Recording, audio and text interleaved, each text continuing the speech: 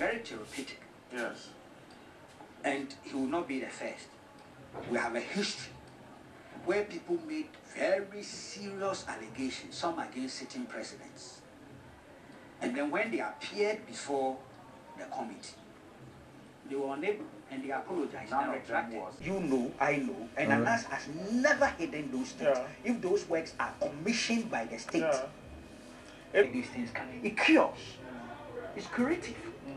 So we cite it not to actually justify a wrong. We cite it to show the lessons we must learn.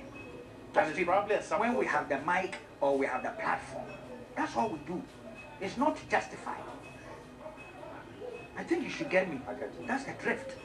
No? And that's the context within which we are having this discussion. That's why I began by saying that all those weaknesses, perceived or real, are legitimate subjects for public discourse and interrogation. They are. And Randy makes a very valid point. It would help the gentleman himself.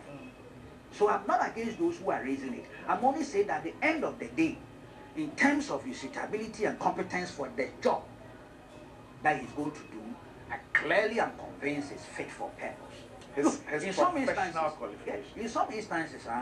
that emotional thing and temperamental thing maybe may also help. Considering the kind of society we have, where all sorts of things come, the nothing custom, the fancy custom, the famanyame, all those things.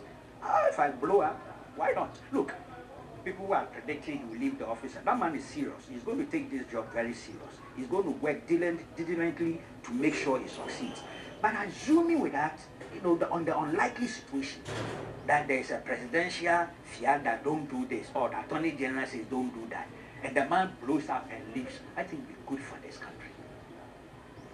It will be fantastic. I'm not anticipating that will happen. But if somebody dared to coach him or to manipulate him or to manage him in terms of the work he has to do, in terms of the mandate he's been given by this act, and the gentleman says, please take your job, I would love it.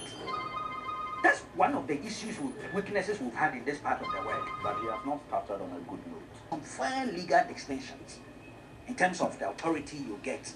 We were against indemnity, the insertion of the indemnity. Last week we saw it was there, but we still said vote yes. And we thought that giving it a try and over a period of time, we could do something about it.